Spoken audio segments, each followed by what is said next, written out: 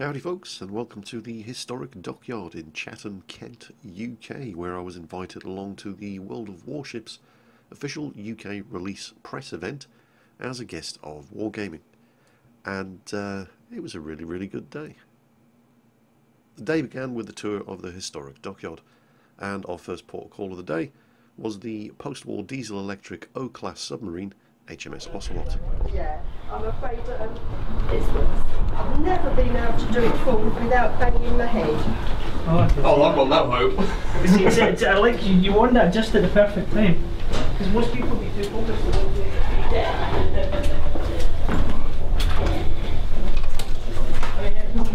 I've worked here over 12 years and I've still never succeeded coming down forward without having an accident, so I do it the easy way to me.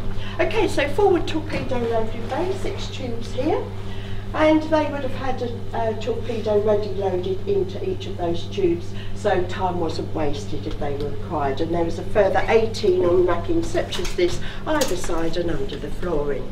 The floor, yeah, 24 in total. Wow. It's impressive, isn't it? Yeah, it's space. Yeah. The flooring would only have been laid down in time of emergency, but obviously we keep it down now for our visitors, but the crew would have been walking on top of the torpedoes here. This was also the forward escape area, so if there was an emergency the crew could either be assembled here in the forward part or in the aft end, depending on what was safest for them. The hatch there would be sealed off, and of course the torpedo loading hatch would already be sealed, and the men would be kept quite secure in here. But should there be a cause for whatever reason that they needed to make an escape from the submarine while she was dived, then they would use this escape tower here. These suits, the name's just gone, but they're safety suits anyway. The proper name, the official name's gone, which is just typical, isn't it? Just when you want to make a good impression. Submersion suits! It came eventually, submersion suits. Oh God, don't get old. It's amazing how you lose these things. These submersion suits would be donned. Before putting that on though, you would put on one of these beautiful nappies. And these lovely nappies would be able to keep you nice and comfy for anything up to 3 days or so. Yes, don't go there, please. So you'd be all zipped into your lovely suit and you'd have your breathing tube on. They'd be connected to one of these. There'd be a total of 69 crew. That would be the captain, 6 officers, and then the others, 67, would be ratings. And there's one of these here, nozzles, that they attach their breathing tubes to, one for each of the men. And there are a few extras in case any guests were on board. And by that they mean like Royal Marines being taken on to their secret missions, etc. And if such Marines were on board, this would be their living accommodation. They slept on board, on top of the torpedoes, nice and comfy. Devastation of a misfire. Yes. But if they did have to escape, they would then open the hatch and this compartment would be flooded, and then one by one they take their turn, they'd leave their breathing tube behind and off they'd go up the hatch, and then they would just gradually move around, so they'd just pick up the next tube and move around. They didn't didn't worry about that sort of thing, and it would take approximately a minute to get to the surface. I've just lost the depth she could go to, maximum depth of about 70 feet. No, that don't sound right. I'll come to that later, it'll come back to me. But it would take about a minute to get up to the surface, and they could get all men out quite safely using this method. And then they'd deploy the buoyancy aid that was built into the suit, and that would be able to keep them afloat for anything up to 3 or 4 days. And you can imagine by the end of that they would be very grateful for the rescue ships appearing on the horizon. So that's basically that here in the forward compartment. We're working our way through. If you're interested, these obviously are the details regarding the torpedoes. I don't tend to go into that because it's labelled there for anybody that wants to read and take a picture of it. Let's go to this hatchway. It's not one. We're just going. Oh, you should be good at that. This is a junior rates mess, and this was home to 16 men here, and this would double up as their living room, dining room and bedroom. They all worked in different shifts or watches, so you wouldn't have all 16 men here at the same time. But if there were men sitting around playing cards, reading, while others were on their sort of bedtime, they would just pull the curtains across. Wouldn't shut out any noise, but at least it gave them a little bit of privacy in here. So 16 men on board. Under here, under the bottom bunks, there's all these very small locker spaces. So as you can see, personal possessions were kept to a very strict minimum. Okay. These cabinets were added later on in her life. Okay. Let's just continue through. Here's that hatchway that I showed you from above. This is the hatch that the crew would normally have accessed the submarine by. A couple of extra bunk spaces here.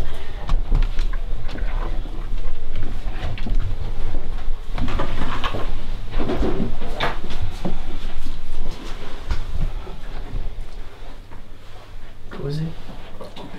Reminds me of a caravan.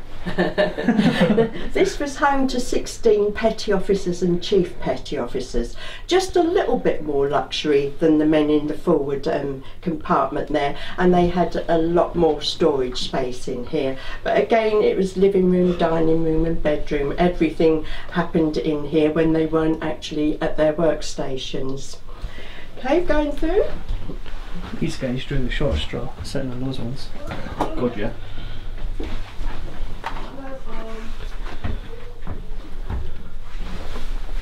Oh, must be short and stocky to work on this.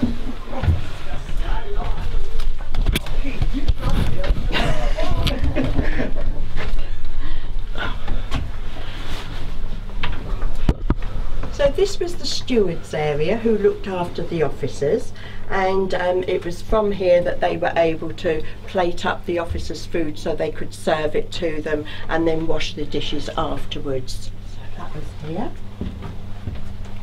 More bunks. You want to step in there? There's not enough room for all of us, so I tend to stay here.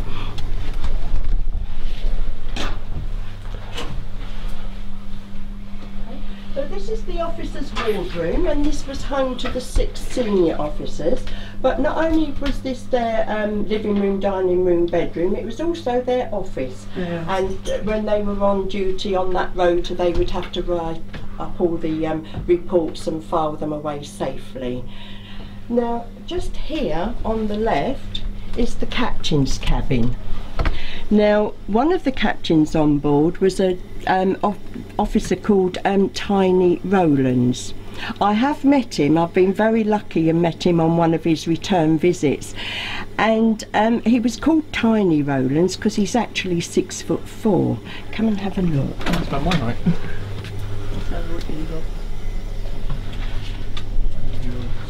One scale impression short. Wow. 6'4", and that was his office. His everything. Watching him try and get in and out of that bed must have been hilarious. Every time he's been back a few times, and that's one of the things he says, I don't know how I did it. The sonar room here. Yeah. And obviously the sonar operators would be based in here. That's what you'd have.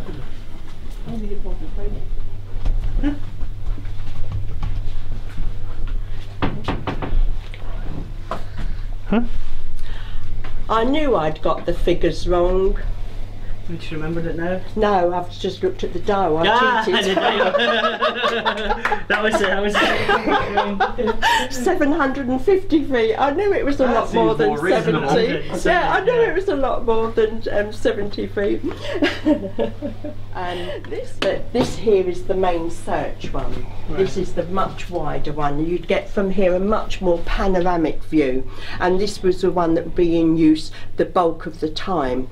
And it was only when there was another ship or an aircraft appeared in the sort of view that they would then raise this one. They would lower this and raise that. This one would go right down inside, so it just goes down into its chamber there. And obviously the operator would be sitting here and you'd be able to do a 360-degree turn. And you'd have the navigators, obviously, that's quite apparent, isn't it? They're plotting the course with all the charts. The helmsman would be here, and he would be following the coordinates that had been set by the navigator, and he would call the orders through the speaking tube to the engine room as required, so he could either speed up the revs or dive, and that is exactly the same as you would find in an aircraft. The yoke, yeah. So it works in exactly the same manner as an aircraft would, and obviously keep the stability. Before Ocelot, you would actually have the hydroplanes, a separate controller for them, but because with this now being much more advanced, they combine the controls, so this controlled the hydroplanes as well. And all this here, it's all gobbledygook to me, but fortunately they've put very helpful labels on. So that's the control box for the tank vent and Kingston valves. And these are the controls here for the actual periscope, so they would be raised and lowered from here. This was the radar room in here. All those instruments were torn out when she was decommissioned, because believe it or not, she is still covered under the yeah. We have that issue when we're trying to get historical data sometimes. We know she was involved in the Falklands conflict unofficially. From people that served on her. They've told us unofficially, but officially she wasn't. You're coming up to the radio room on the left, and you come up to the toilet block here on the right. There are actually 3 cubicles for the toilets. That's 2 for the 62 ordinary submariners and 1 for the 7 officers. Because obviously they needed a bit more privacy than the 62 men. They have a wash basin in their cubicle. The men's washrooms are just a little bit further down. Water was brought on board in a large tank, so obviously there was a limit to what they could carry. So it was mainly used for cooking and for drinking. There was little left over for hygiene. Virtually non-existent, I think the only 2 people on board a diesel boat who were allowed to take a shower every day were the captain and the chief engineer. We didn't have a shower, not on this one. No, no showers on board. No showers at all. Did you see in the captain's cabin his little wash basin? That was all they had. That was his shower. You could have a bird bath. And they were actually rotated as to when they could have a wash, because there's not enough room in the washrooms for them all to wash at once, so they were rotated, and it would be 1 basin full of water to do your shave. Well, that would come last, your body, everything as best as possible. No laundry facilities on board. So things could get very smelly, and I've been told this by many submariners that underpants were worn in a rotation. So you'd have day 1 right side round, day 2 turned back to front, day 3 inside out, day 4 inside out back to front. Then you'd be able to rinse them out and put them on the engines to dry. They dried very quickly when they were running the engines, because the engines weren't running all the time, because she ran on her batteries the majority of time. And so yes, life can be quite... We surface fleet types used to call them crab mariners because they were just infested with crabs. They used to call us targets. The stories I get told by lots of submariners about things, and like when the loos got blocked up. Oh, you had to be careful because you had to blast. You had to make sure you worked the pressure valves correctly after you'd been to the toilet. And if you got it wrong, they would blow back. It would just come back, and you'd get covered in it. Yes. Oh yeah. Yeah. Oh, some wonderful stories. Oh dear. So here's your loos. Get a good shot of the toilet. That wasn't in there last time I came through. And obviously the officers' one. Wow. Feels like an even more Luxury. Yeah. Down here was cold food stores and the petty officers' washrooms here. This is the men's washrooms where you could have 4 men at a time. And pretty much just the perfect height here.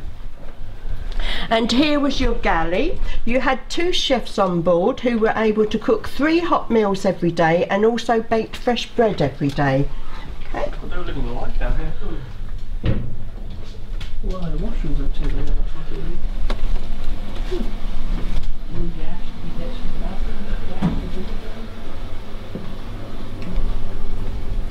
Now if you look at these 2 pences here. Imagine the noise from these things clapping. Yes. Yeah. I swear those hatches were bigger the last time I was here. They were about 5 years ago. You see these 2 pences. Yep. Okay. They tell me, and again I've been told by several different men that worked in the engines, the stokers, that when these engines were running properly, they were able to stand up the 2 pences on here and they wouldn't fall over, stand up on edge. That's what they tell me. And when you're told it by different people over time, you have to believe there might be some truth there. Wow. Yeah, but 16-cylinder diesel engines providing 3,680 horsepower, and these were used to recharge the batteries. Because the rest of the time running on electricity, that's how she kept so silent all the time. And they also used the dry underpants. Sorry? They were also used the dry underpants. I'm glad you were listening. And it's while they were running the engines, recharging the batteries, that they were able to snort and sort of recycle the air, shall we say, through the snort tubes. Because the diesel engines needed air to run, so they had to have the snorkelling tube up. The way I liken it is to your car engine. You have to have air, don't you, to enable that to run. So that, because I'm not very technically minded, that's how I liken it to that. Yeah, so they would snort, depending on circumstances, usually at night, late at night, so that they could surface. The snort tubes could be raised up to 60 feet above the waves. Okay. And, just so that it was just above the waves, so she could be 60 feet below, and then that's when they would start to snort. But because they were quite visible, they had to make sure that it was usually night time. Also a lot noisier when you're doing that as well. Definitely, and of course, as you know, noise travels so much further underwater, it would easily give away the location. So they made sure that everything was clear, the whole area. There's also a small desalination unit up there. It's only very small because it was mainly used to provide water for the batteries. They didn't worry too much about water for the men.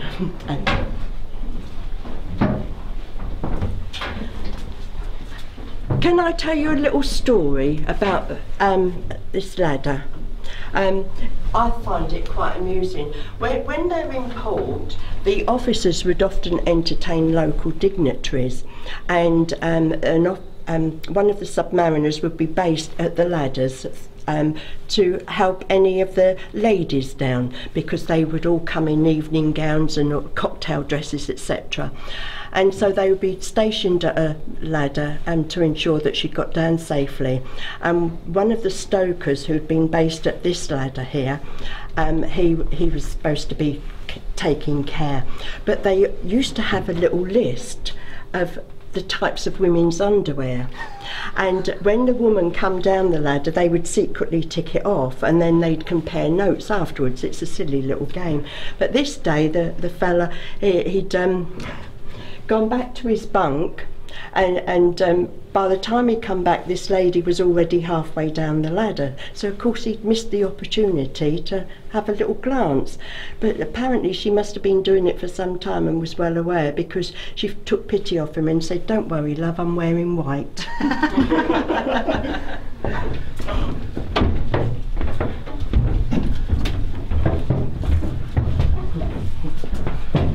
And this is where the electrical engineers would be based here as well, observing the dials and everything, and they also controlled the engine speed from here.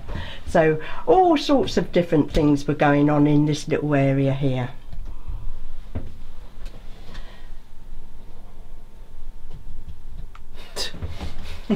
Just stop ahead. I know, it's like a train driver, isn't it? Yeah, it's like that's why go, stop. That's why I don't go into detail. I leave people to look, and then they, like yourself, they think, "Oh, it's that basic." Do you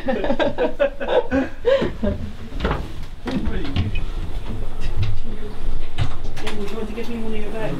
Yeah.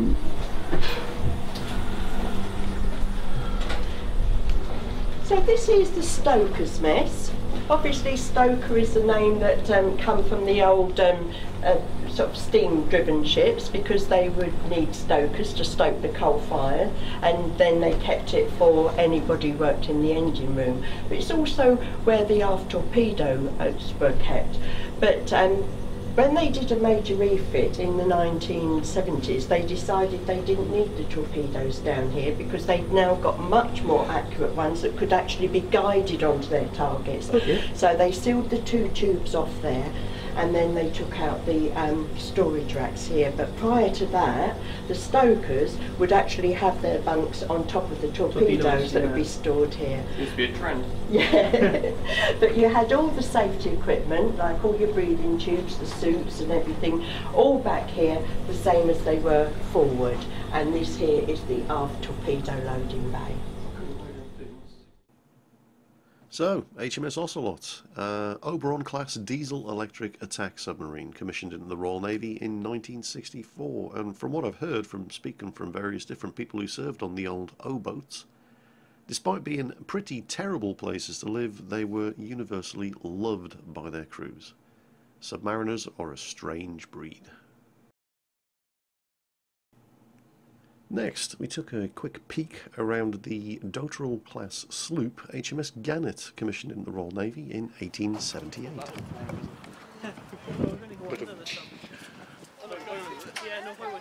a helicopter, isn't it? Permission to come aboard, sir? No. Oh, thank you. It's wonderful. Okay, should we start up here? Yeah, sure. One Jingles, what is number one saying? I don't know. I'm crap. That used to be my job as well.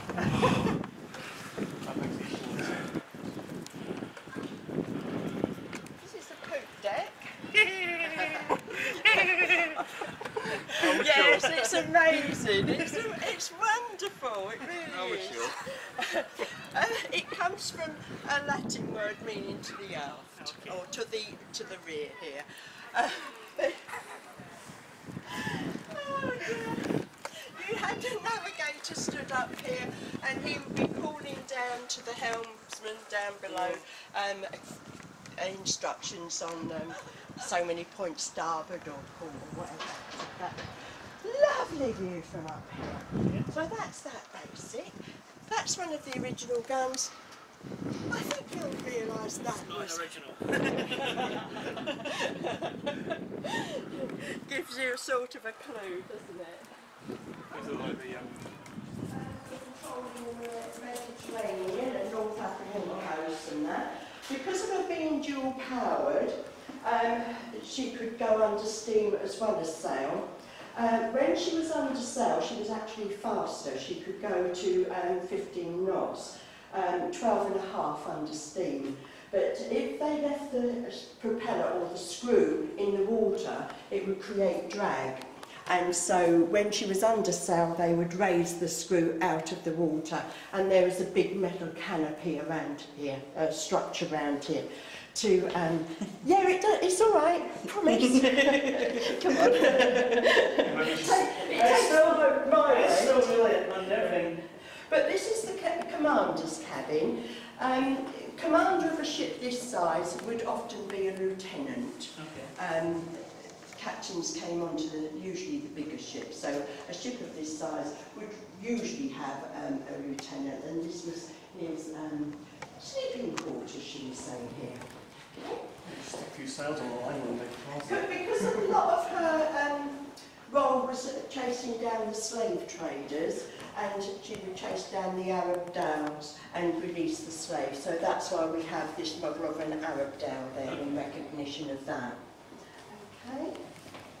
So this really is a lightning visit. 10 minutes isn't enough, but there we go. Her motto here, deeds not words, actually belonged to the time when she was at training ship Mercury, because through her career she's had 3 names. Originally HMS Gannet, then when she was decommissioned in 1895, that's when they took her boiler and engines out. She was renamed HMS President, taken up to the Thames where she became the Royal Navy Reserve's training ship for a few years, and then she was taken down to the River Hamble and renamed TS Mercury. All her rigging, all her mast spars and everything was taken away, and a dormitory block was built here, and she became the accommodation for sea cadets. Okay. And she played that role right up until 1968 when the training school closed. HMS President is still the name of the Royal Naval Reserve's training establishment. They had them long before Gannet, and they still go now, because obviously they update them regular, don't they? Yeah. Her funnel was telescopic, so it could be lowered out of the way when she was under sail, so not to cause any problems with the sails there. And if you look up here at her main mast, just imagine being up there on lookout duty, and the ship's rocking and rolling. That'd be fun. Very impressive. All the ropes would be tied, and these are actually fixed in, but they'd just be knocked out, and then the ropes would be ready for use. That way they wouldn't have to waste time untying them, so belaying pins. Yeah? And they're also really good for knocking sense into junior seamen. They were very good for that, yes. In fact, they come in very handy. How many times do you get beaten by them? Oh, too many to count.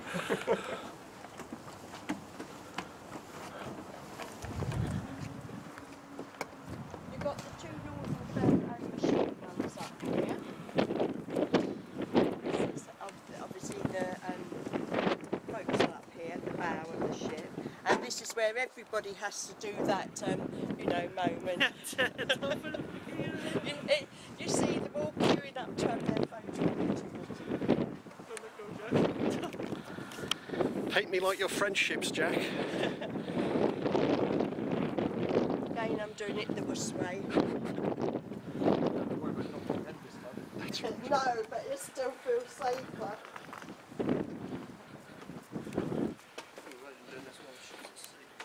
Pitching, yeah, left and right. You don't know left how and to right, do it. thrown over the barricades. Land floats first on the deck, and then get beaten.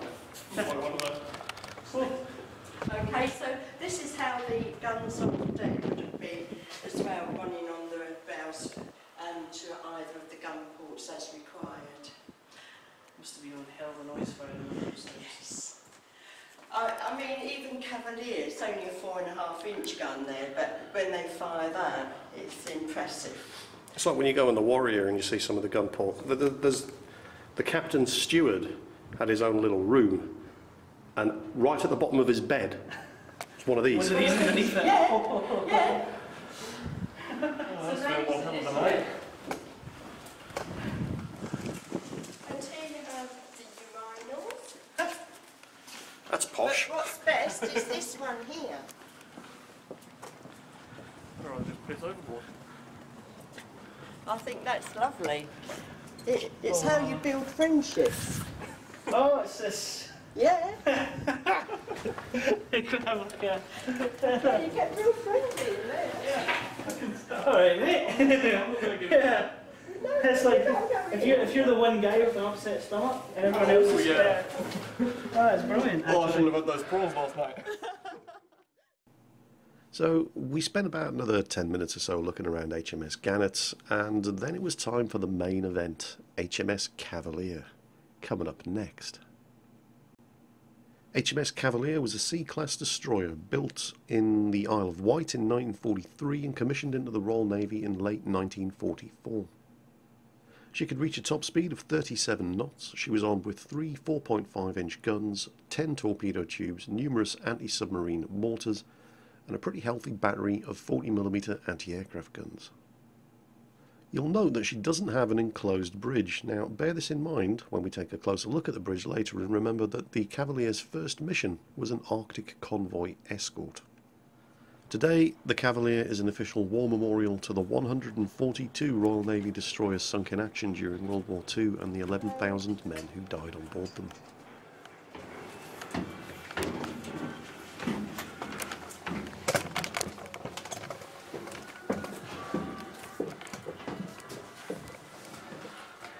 Room. That's the ops room, obviously, and that's the captain's night cabin and his bathroom. Squeeze. It doesn't matter how many times I used to do these tours, I still never got used to these ladders. I'm never going to get used to that.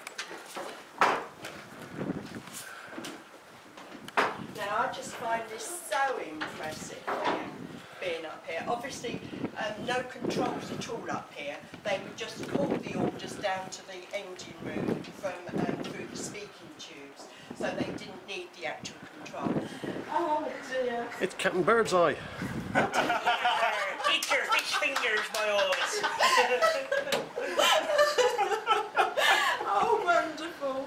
Now, I don't know how much these sort of things have changed since your time, but would you have been allowed up on the bridge? You had to ask permission before you came on the bridge. You still had to, Yep. yeah, you still had to. Then. The only person that doesn't have to ask permission to come on the bridge is the navigator, and the navigator's yeoman, and the captain. And the, yes, obviously. Well, he would announce his presence on the bridge, but he wouldn't ask. No, he would just say that he's... Yeah, he'd just come on, captain on the bridge, Yeah. everybody... So that aspect hadn't changed? No, that's still true. And you're still supposed to salute when you go over the gangway as well. Yeah, right. So again, just out of respect. Yes. Yeah. The Navy loves its traditions. Oh, Navy also apparently likes his chickens. Hello, people, another bit of the ship. Can I have a Big Mac, 2 large fries, and a Coke? Make that 2.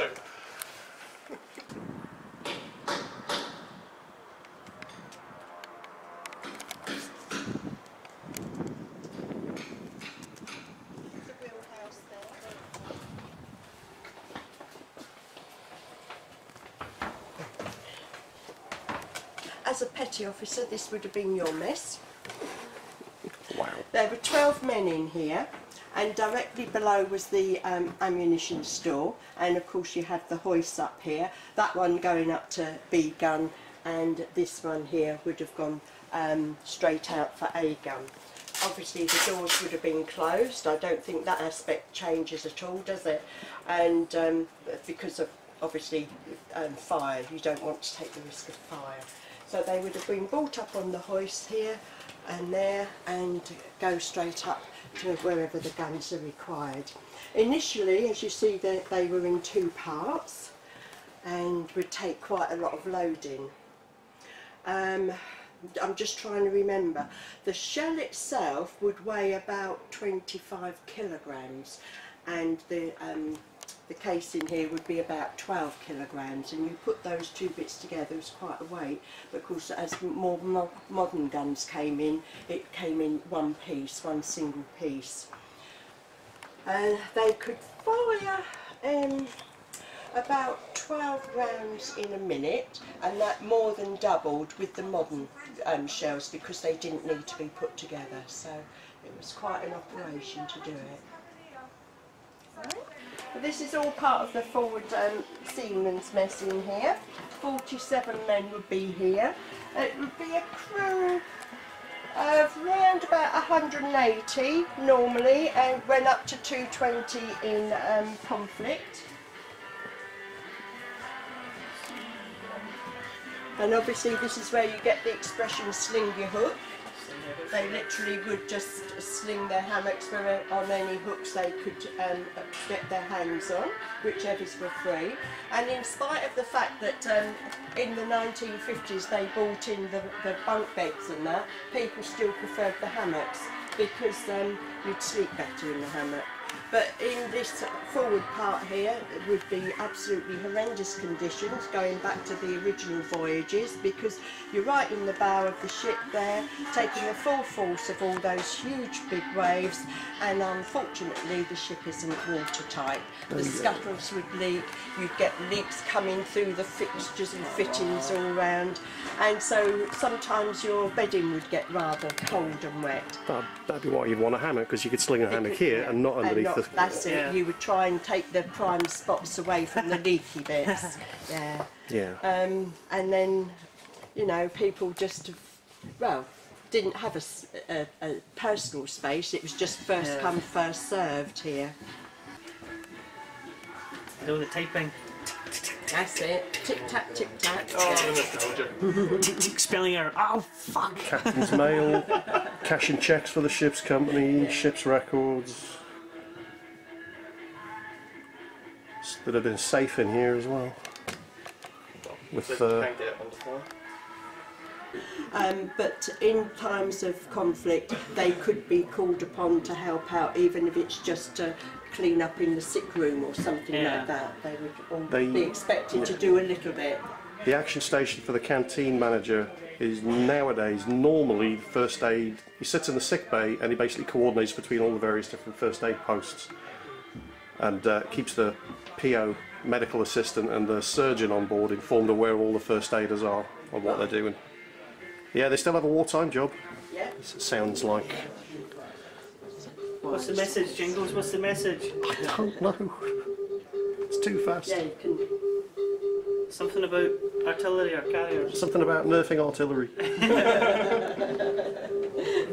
Torpedoes overpowered. Please no. There's a poop deck here, Jingles. The shit house. I like how they've covered them over just to stop people trying to take a flat pee on the tour. Technical term for them is the heads, but we just called them the shit houses. Yeah. Forward shit house and after shit house. These are pretty much exactly the same as... The Wazzers! Certain things they didn't change much at all, did they, over the years? It's uncanny when you go on board this and HMS Belfast, and it's the World War II stuff and the 1970 stuff. Yeah. Exactly the same. Yeah. The only thing with Belfast, it makes this look like a toy. Oh, the Belfast is big. Belfast is a cruiser as well. Yeah, like going into $10. You doing online coins? No, I'm on a home. I'm on a home. Equipment off the SRE room. This is where the internal broadcast will be.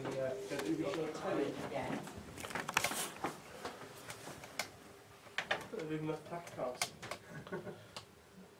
And a cribbage board.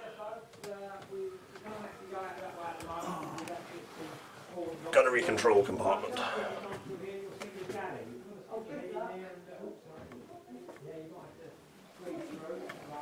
I prefer the bomb look. It's a big person. This is boy. We should do something like a man jingle. This makes me want to do a community event, and we can have people here, players. Yeah. I don't know how much it costs, but I know it's not cheap. But it is ever so popular with, say, the youth groups. It's not often that we don't have somebody.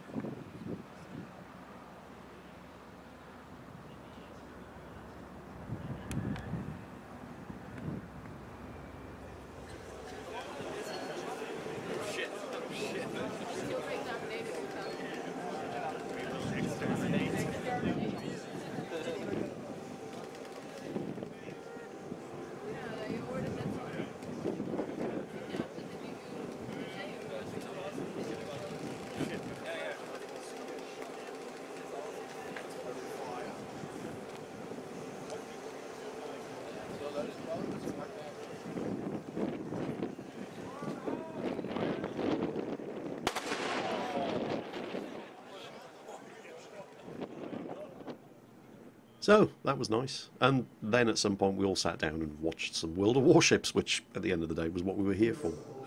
What you're looking at here is the German Tier 6 cruiser, the Nürnberg. Very, very quick demonstration. After a lengthy presentation, including a speech from Victor Kisley, Wargaming CEO.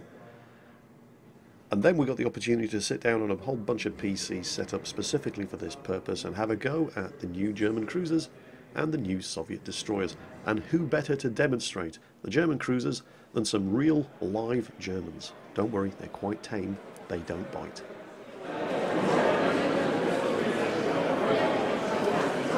Oh, here it goes.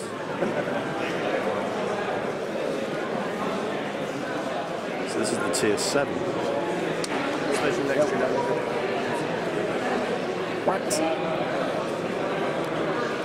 What do you have? Yeah, we both have a division. Yes. So you're both in, so you're in the Hipper. We are the Tier 7 and Tier 8. Yeah. Ah. So we mix both. You know, I'm an Admiral Hipster. Admiral Hipster, yes. That's probably going to be its official nickname then. Definitely. We'll just call it the Admiral Hipster. Totally. An ME-109 seaplane? Yes, brand new. There are some rumors that some of them really existed, like 109W1 based on the 109F, but there's no real proof that they really existed. Right. But rumors say they manufactured 6 prototypes and sent them to Norway. Huh. Oh, there's chat. I was looking forward to meeting those. Ooh, the Hipper and the York.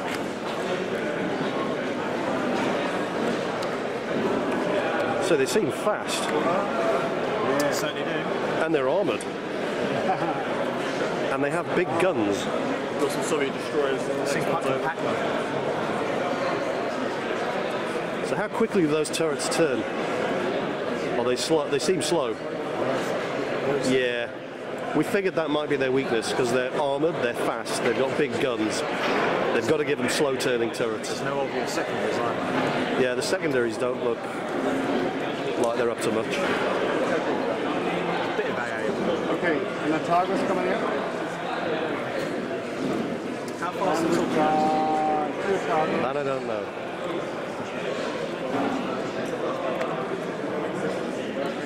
That'd be similar to the turrets. Yeah, 6 kilometres. The turrets are turning very fast. Yeah. These are going to definitely be maybe 6 rotations, okay. I'd imagine Well, yes, normally I play battleships and so from it's firing range. They're going to be the perfect battleship escorts. yes, I can reload. For what, 8-inch guns? 45,000 likes per battleship.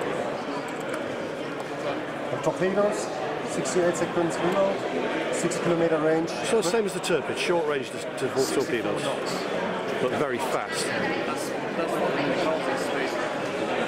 Oh, we're about to hear some German guns. Come on, come on, Yeah, come British on. battleships do so torpedoes.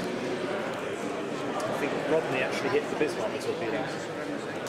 Yes. Quite cool. So Yes, it did, yes. see if they put them on. The only battleship ever hit a battleship with torpedoes. Oh, that's a switch to 18.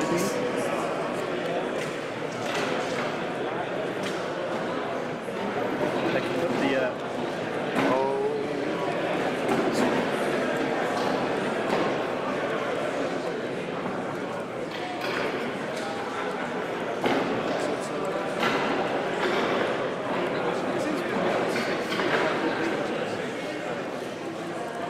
here comes the armour piercing.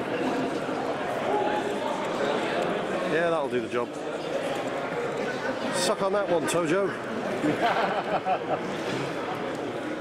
Oh, the reloading fast. Germans on the same Very side. fast.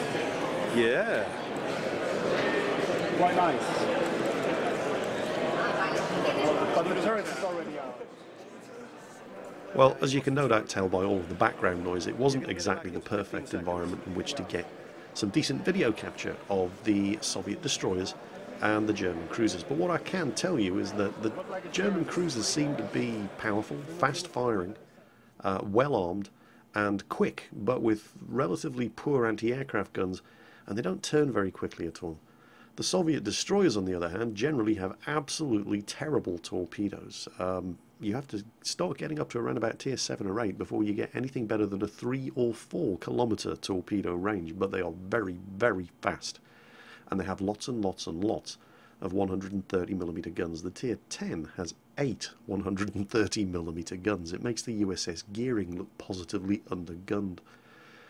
However, the great news is that I have access to my very own World of Warships test account, so I am going to be giving some serious playtime to the German cruisers and the Soviet destroyers over the course of the next week or so, and get some preview videos up for you of all of these ships before they're available on the live server on the 19th of October.